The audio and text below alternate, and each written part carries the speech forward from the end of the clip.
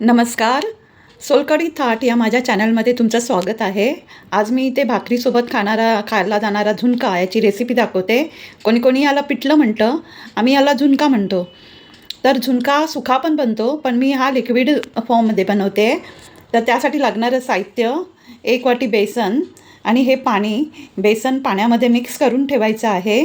इथे हळद घेतली आहे, मीठ, कांदा, मिरची, आलं आणि लसूण यांचा ठेचा बनवून घेणार. फोडणीला कढीपत्ता, इथे फोडणीसाठी राई, जिरं, हिंग आणि तेल. कढई आता तापली आहे, त्यामध्ये तेल टाकून घेते.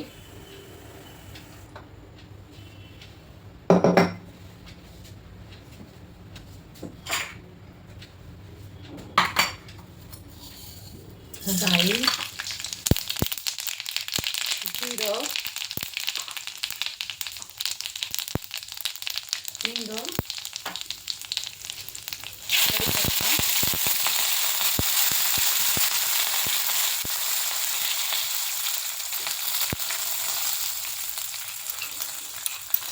मिरचीचा ठेचा. यामध्ये असा मिरचीचा ठेचा घातल्यामुळे झुणक्याला छान टेस्ट लागते.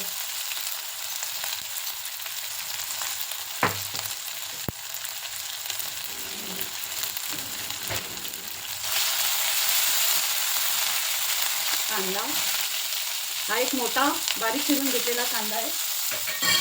तुम्हाला चपाती भाजीचा कंटाळा आला असेल तर अशा प्रकारचा झुणका तुम्ही भाकरीसोबत बनवून खाऊ शकता. झुणका किंवा पिठलं. कांदा थोडा मऊ झाला की ते 1 वाटी बेसन पाण्यामध्ये मिक्स करून त्याच्यामध्ये ओतायचं आहे.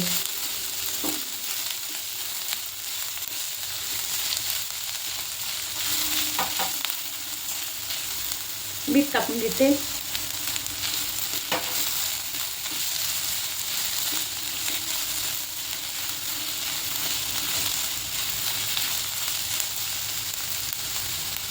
हळद टाकते.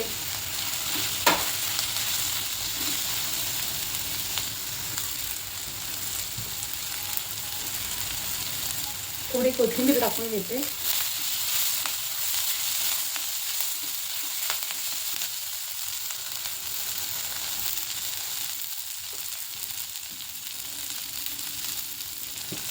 गॅस बारीक करून आता मी हे बेसन पाण्यामध्ये मिक्स करून घेतलं आणि ते टाकते. गुठळ्या होऊ नये म्हणून असं सतत ढवळत राहायचं थोडा वेळ.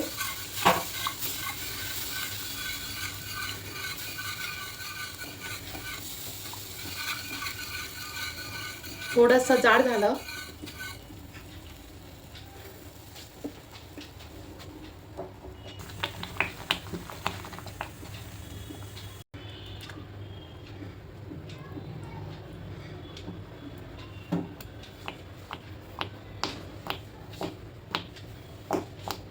इथे आपलं पिठलं तयार आहे. गॅस बंद करते. असा आपला झुणका खाण्यासाठी रेडी आहे. तो तुम्ही कोणत्याही भाकरीसोबत खाऊ शकता. ज्वारी, बाजरी, नाचणी, कुठची भाकरी यासोबत चांगली लागते. तर माझ्या रेसिपी तुम्हाला आवडत असतील तर मला कमेंट बॉक्समध्ये आपला अभिप्राय कळवा. माझ्या रेसिपींना लाईक, शेअर आणि सबस्क्राईब करा. धन्यवाद.